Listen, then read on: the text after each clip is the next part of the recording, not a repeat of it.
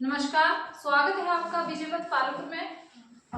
आज मैं हिंदी के आपके लिए जो वीडियो लेके आई हूँ या जो क्लास लेके आई हूँ उसमें एचपी पुलिस से रिलेटेड जो हिंदी के मिक्स एमसीक्यू हैं वो लेके आई हूँ। वेरी इंपॉर्टेंट, मोस्ट इम्पॉर्टेंट, जो आपके पेपर में हो सकता है यहाँ से भी कुछ एक क्वेश्चन आ जाए, तो हम डेली के जो हैं वो ऐसे ही एमसीक्यू लगाएंगे। तो स्टार्ट करते हैं हिंदी की क्लास आज की। तो सबसे पहला क्वेश्चन आप लोगों के लिए ये रहा, भाषा की सबसे छोटी इकाई कौन सी है? ध्यान दीजिए, क्वेश्चन के ऊपर लिखा है भाषा की सबसे छोटी इकाई कौन सी है। ऑप्शन दिए गए हैं, ए ऑप्शन है शब्द, बी ऑप्शन है व्यंजन, सी ऑप्शन है स्वर और डी ऑप्शन है वर्ण। तो सबसे छोटी इकाई इसमें बोली गई है, तो सबसे छोटी इकाई है आपकी वर्ण। कैसे? देखिए, वर्ण जो है वो सबसे छोटा आता है, वर्ण के बाद जो है वो शब्द आते हैं और वर्ण के ही आगे ये भेद हैं स्वर और व्यंजन। तो भाषा की सबसे छोटी इकाई लिखित रूप में वर्ण है, और अगर मौखिक रूप में बात की जाए तो मौखिक रूप में आपकी ध्वनि, जो ध्वनि हमारे मुख से निकलती है वो मौखिक रूप में कहलाएगी। ठीक है जी। नेक्स्ट क्वेश्चन, डी ऑप्शन इसका सही है। नेक्स्ट है, हिंदी वर्णमाला में वर्ण है, मतलब कि हिंदी में टोटल वर्णमाला की संख्या कुल पूरी जो अ से लेके जो हमारा पूरा चार्ट होता है उसमें पूरी वर्णमाला के बारे में पूछा है। कितने हैं? ए ऑप्शन है 50, बी ऑप्शन है 52, सी ऑप्शन है 54, डी ऑप्शन है 55, यानी कि 50, 52, 54 या 55। तो टोटल वर्णमाला की संख्या हमारी कितनी है? 52 है ना जी। और हम कितनी करते हैं? हम करते हैं केवल 44, 11 स्वर और 33 व्यंजनों को लेके चलते हैं। लेकिन ये जो 52 संख्या है ये कैसे बनती है, यहाँ पे थोड़ा सा आपको बताऊंगी। 11 स्वर आते हैं प्लस 2 जो है आपके अयोग हुआ, इसमें आएंगे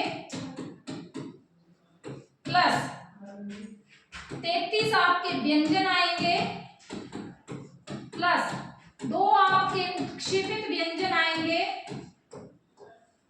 प्लस 4 आपके संयुक्त व्यंजन आएंगे। ठीक है जी। तो टोटल संख्या कितनी हुई? 44 प्लस 2 46, 47, 48 और 4 52। ठीक है जी। तो ऐसे करके हमारी टोटल संख्या वर्णमाला की कितनी हुई? 52। चलिए जी, नेक्स्ट क्वेश्चन पर चलते हैं। देखिए जी, बी ऑप्शन इसका सही आंसर है। नेक्स्ट क्वेश्चन, आपको निम्न में दीर्घ, सॉरी थोड़ा सा मिस्टेक होगी, दीर्घ स्वर कौन से हैं? 4 ऑप्शन दिए गए हैं, उनमें आपको दीर्घ स्वर बताने हैं। दीर्घ स्वरों का भेद है ह्रस्व और दीर्घ, मेन भेद है ये स्वरों के दो, ह्रस्व और दीर्घ। तो निम्न में दीर्घ स्वर कौन से हैं? ई, छोटी ई, बड़ी ई, ए या ए। दीर्घ स्वर, बड़ी मात्रा। ठीक है जी। तो दीर्घ स्वर बी ऑप्शन यहाँ पे सही बता रहे हैं, लेकिन ए और ए आपके दीर्घ स्वरों में ये भी ऐड होते हैं, लेकिन इनको हम किस में लेते हैं? इनको लेते हैं हम संयुक्त स्वरों में। अगर कई बार ऑप्शन में अगर आपको ये तीनों, यानी कि ऑप्शन में ये तीनों जो हैं वो आए, ई, ए, है ना जी, तो कंफ्यूज नहीं होना है, क्योंकि ए और ए जो है वो आपके किस में आते हैं? संयुक्त स्वरों में भी ऐड होते हैं, जो दीर्घ स्वर से ही निकला है। तो इसलिए यहाँ पे ऑप्शन दिया है आपका ई, बड़ी ई। ठीक है जी।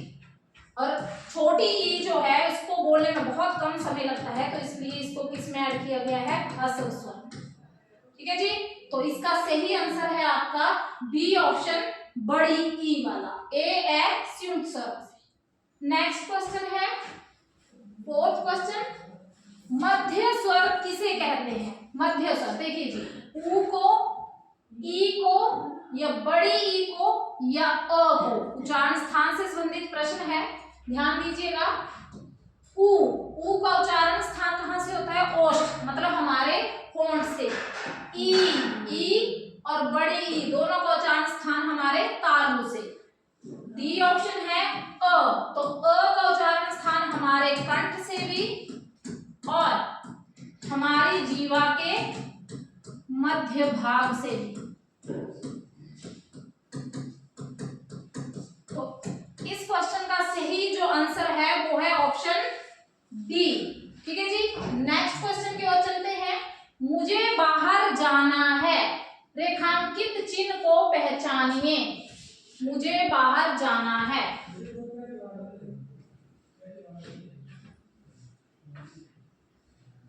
पूर्ण विराम है, प्रश्नवाचक चिन्ह है, रेखांकित चिन्ह ये लगाया मैंने, लगाया नहीं था, अल्प विराम है, यह लाघव चिन्ह है। तो देखिए जी, मुझे बाहर जाना एक सरल वाक्य है और साथ में यानी कि कंप्लीट हो गया है वाक्य, तो आगे क्या लगा है आपका? पूर्ण विराम। तो इसका सही आंसर जो है वो है पूर्ण विराम। प्रश्नवाचक चिन्ह मतलब क्वेश्चन मार्क इसमें नहीं लगा है प्रश्न में, अल्प विराम मतलब कॉमा भी नहीं है, लाघव चिन्ह मतलब जब हम किसी शब्द को छोटा करके लिखते हैं तो वहां पे हम क्या लगाते हैं? लाघव चिन्ह। जैसे मान लो डॉक्टर को अगर शॉर्टकट में लिखना है तो हम ऐसे भी लिख सकते हैं, आगे लाघव चिन्ह लगाते हैं। ठीक है जी, तो इसका सही आंसर है ए, पूर्ण विराम। ये देखिए यहाँ पे चिन्ह नहीं लगा था, मैंने लगा दिया, तो इसको पहचानना होता है ना जी, पूर्ण विराम। उस कवित्री की कविताएं बहुत पसंद की गई। वर्तनी शुद्धि से संबंधित प्रश्न है। कवित्री कैसे लिखा जाता है वो पहचानना है आपको, से ही इसका वर्तनी शुद्धि, शुद्ध और अशुद्ध। कवित्री कैसे लिखा जाता है? कब इत्री ऐसे लिखा जाता है, कवित्री लिखा जाता है, या कवित्री लिखा जाता है, या कवित्री जो यानी कि वहां पे दिया हुआ है लेकिन यहाँ पे बड़ी ई की मात्रा लगाई है, तो वो ही आपको यहाँ पे पहचानना है कि कवित्री कैसे लिखा जाता है। तो सही ऑप्शन है इसका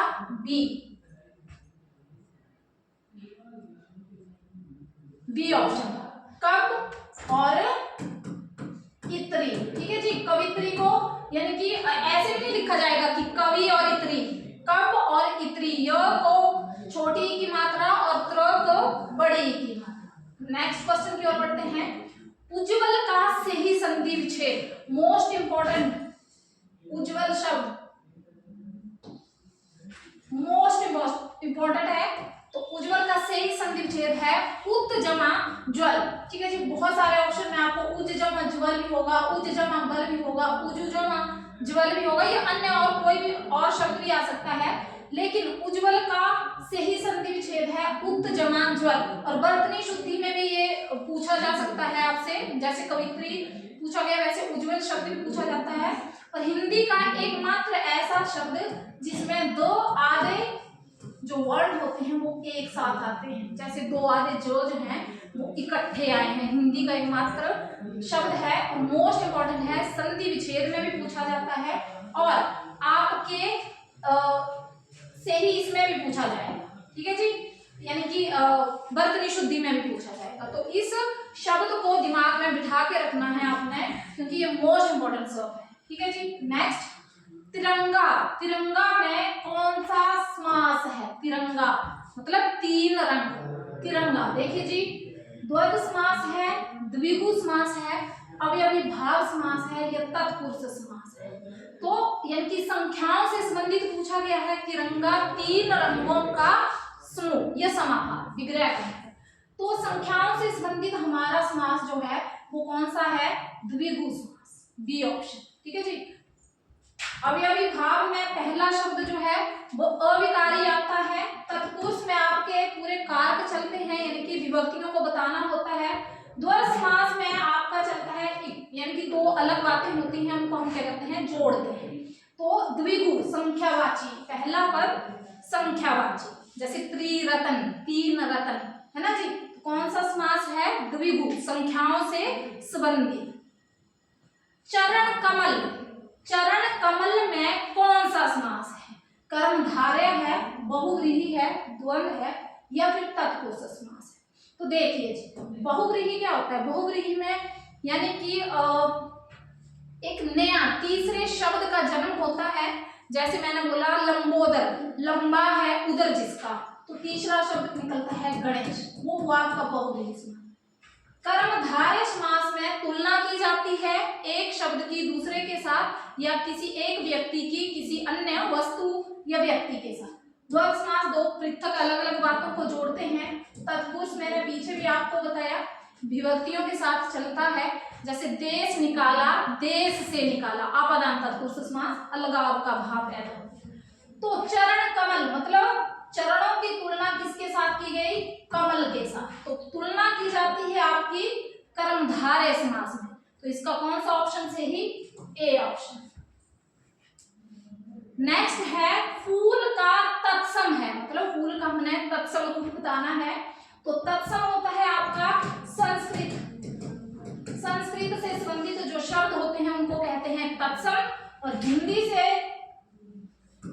से संबंधित जो शब्द होते हैं उनको कहते हैं तद्भव। तो इसमें फूल, पुष्प, पुह, प्रसून, सुमन ये सारे पर्यायवाची शब्द हैं फूल के। लेकिन जो संस्कृत का शब्द है इसको भी हम पर्यायवाची में ऐड करते हैं, लेकिन संस्कृत में फूल को बोलते हैं पुष्प। तो यहाँ तक आज के जो क्वेश्चन थे हिंदी के, जो 10 प्रश्न जो हमने लगाए, आशा करती हूँ आप सभी को अच्छे लगी होगी ये वीडियो। तो नेक्स्ट टाइम इनकी फिर से मैं ऐसे ही डेली हम 10-10 क्वेश्चन लगाएंगे जो मोस्ट इम्पोर्टेंट है हिंदी के। तो कल फिर से एक नई वीडियो के साथ या एक नई क्लास के साथ आपसे मिलती हूँ। तब तक धन्यवाद।